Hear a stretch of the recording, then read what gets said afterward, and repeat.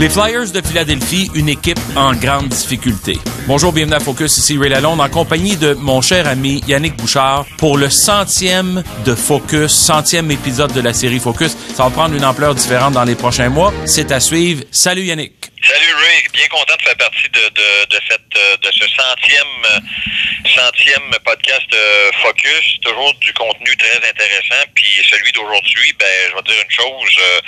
Les Flyers, on va avoir beaucoup de choses à dire, mon cher Ray. Tu sais, les Flyers, là, je veux pas parler juste du côté hockey, évidemment. Tu sais, ils ont fait les séries l'an dernier. Cette année, ils ont une fiche de 12 victoires, 15 défaites, 4 défaites en prolongation. Je veux parler de l'instabilité, de l'incertitude, de l'incapacité des Flyers, d'abord au niveau des gardiens de but, mais surtout au niveau de la gestion. Tu sais que Bobby Clarke, pour tout le respect que j'ai pour lui, c'est un joueur légendaire des années 74-75 quand les Flyers ont gagné la Coupe Stanley. Il était le capitaine 2 fois, la dernière. Ouais.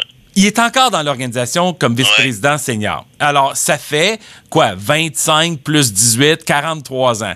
Tu sais, moi, là, juste entendre Bobby Clarke dans l'organisation, ça me fait penser à une équipe qui n'arrive pas à retrouver ses repères des temps modernes d'aujourd'hui. Tu sais, Ray, à un certain moment, des concessions professionnelles doivent faire un examen de conscience et doivent aussi se regarder dans le miroir. Tu parles de Bobby Clarke, la culture des Broad Street Bullies, la culture de la violence, la culture de rah, puis ça brasse dans l'amphithéâtre. La Ligue nationale 2018 est plus rendue là. C'est plus ça qui fait en sorte que t'attires ou non une clientèle. Puis à un certain moment, Bobby Clarke, va falloir qu'il se regarde dans le miroir puis qu'il se dise je suis peut-être plus le gars de la situation pour relancer cette équipe-là. Parce que quand tu regardes la situation du coach Dave Axtell qui a été congédié, 2 des 3 années où il était là, les Flyers ont participé aux séries, Ray. Exactement. Les effectifs, et ça revient toujours à un dénominateur commun, les Flyers de Philadelphie ont des bons joueurs, ont un bon noyau, ont des jeunes qui poussent, mais ils n'ont pas de gardien de but. Puis à un certain moment, on en parle souvent des gardiens de but, ça prend quelqu'un qui est capable de garder les buts. Le dernier de ce nom, ça a été Pelle Lindbergh dans le temps. Ouais. Puis l'autre qui a mené l'équipe assez loin, c'était Ron Hextall dans le temps, mais c'est plus ça, puis il va falloir que quelqu'un, en quelque part, dise où est le courage de dire à Bobby Clarke, je m'excuse, il va falloir que ça vienne d'en haut, qu'il dise, regarde, toi, t'es plus là, on n'a plus besoin de ton expertise, les Flyers sont rendus ailleurs. Sais-tu quoi? Je pense que les gens de Philadelphie, les amateurs de sport de Philadelphie, qui sont dans une ville où c'est une ville sportive, les Eagles, les Flyers, les 76ers, les Phillies au baseball, il y a un bassin de population qui aime le sport, puis c'est pas parce que tu changes de philosophie que tu vas perdre ta clientèle, bien au contraire. Ouais, mais tu sais, t'as dit beaucoup de choses très pertinentes là-dedans. Là. D'abord, Bobby Clarke, il joue un rôle de senior, de vice-président senior à l'arrière-scène. C'est le club de Paul Holmgren. Oui. Puis Paul Holmgren, il est dans la lignée des Bobby Clarke. Et Ron Hextall était dans la lignée des Paul Holmgren. Alors, les Flyers ont toujours, un petit peu comme les Oilers d'Edmonton, ont toujours géré ça en famille. Et c'est un des défis qu'ils ont comme organisation. Hextall, le coach, Dave Axtell, qui vient d'être remercié. C'est un gars qui sortait de l'Université de North Dakota State. Il a été là pendant plus de 10 ans, puis il a eu beaucoup de succès. C'est lui qui a formé Jonathan Toews, justement, dans la NCAA. C'est un excellent entraîneur. Alors, encore une fois, on fait preuve d'impatience, on fait preuve d'instabilité. Alors, d'abord, de Clarke à Holmgren. Holmgren congédie Hextall. Personnellement, je trouvais qu'Hextall apportait un peu de stabilité à cette équipe-là. Puis là, il est remercié parce que lui a décidé de défendre sa position vis-à-vis le coach. Il voulait pas que le coach soit remercié. Il a dit, écoute, c'est le gars que je pense qui peut leader notre équipe. Là, lui, il est remercié. Alors, tout de suite après, Chuck Fletcher rentre. Puis là, on parle d'évaluation au sujet de Dave Hextall. Et là, on le congédie aujourd'hui. Bon, alors, encore une fois, est-ce qu'on va embaucher un gars comme Joel Kenville? Est-ce qu'on va... tout ce que je peux dire, c'est qu'on a rappelé le jeune gardien Carter Hart de 20 ans. Bon, pour te parler de gardien de but très rapidement, Yannick, 20 ans, t'es encore loin d'être prêt pour la Ligue nationale de hockey. Même quand ton nom, c'est Carey Price.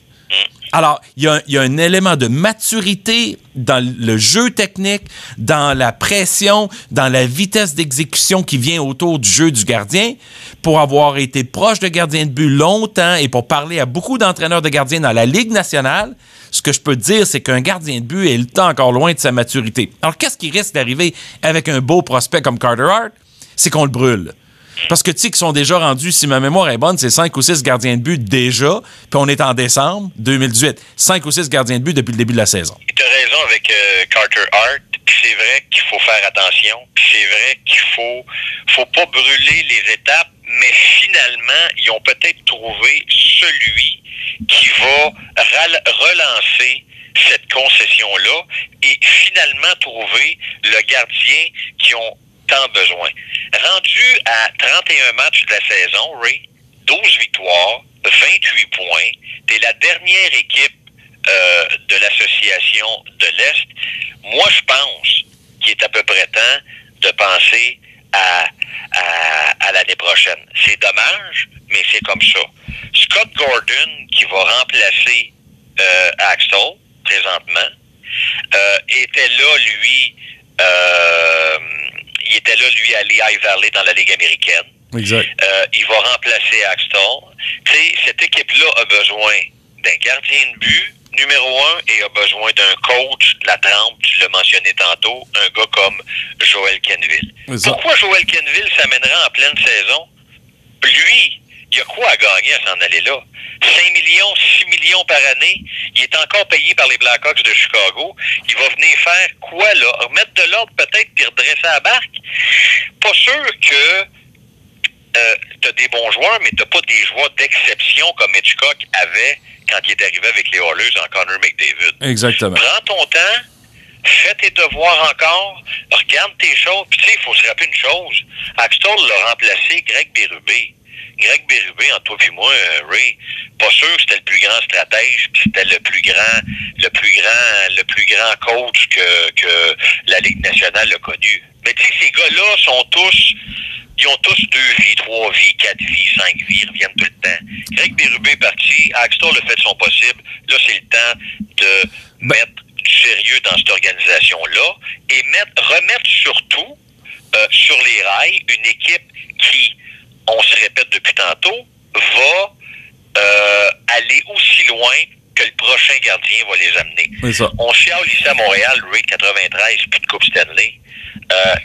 73 à 75, les 2 dernières, les gens de Philadelphie sont dus. Ouais. Non, mais tu sais, Yannick, là-dedans, moi, je pense toujours à la réorganisation, restructuration des Maple Leafs de Toronto.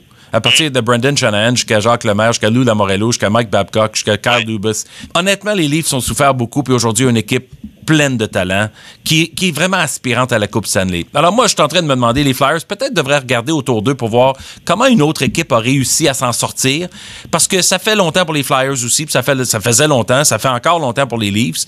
Mais il y a une chose qui est claire, c'est que le commencement puis du ménage devrait commencer en haut de l'organisation. Alors ceci étant dit, les Flyers perdent beaucoup de leur popularité en ville, parce que les 76ers, justement dans la NBA, sont une équipe aspirante, pleine de talent, avec des gars comme Joel Embiid, Ben Simmons, Jimmy Butler qui vient de se joindre à eux autres cette année.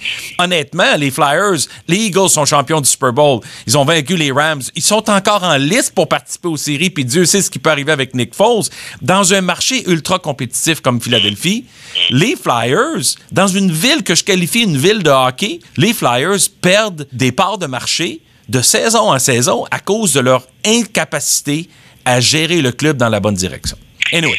Et c'est facile aussi de s'enliser là-dedans, puis de perdre sa place, comme tu le mentionnes, dans le marché sportif. Puis l'autre chose, regarde, quand je disais tantôt que les dirigeants doivent se regarder dans le miroir, les amateurs aussi qui encouragent les Flyers doivent aussi changer leur mentalité. Tu sais, la Ligue nationale change, c'est plus à coups de bâton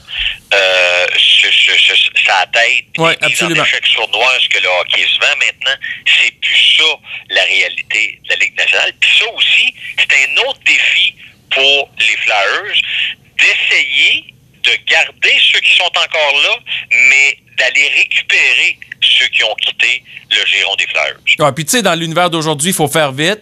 Ça prend pas de temps à changer ta direction stratégique, mais d'un autre côté, ça prend pas de temps non plus à perdre tes fans, perdre tes partisans, perdre l'engagement à cause des nombreux choix que les gens ont d'aller vers une autre équipe. S'il y a un marché comme Philadelphie aux États-Unis, là, qui est aussi tough, c'est aussi difficile de compétitionner parce que les équipes sont très émotives, sont très attachées à leurs partisans.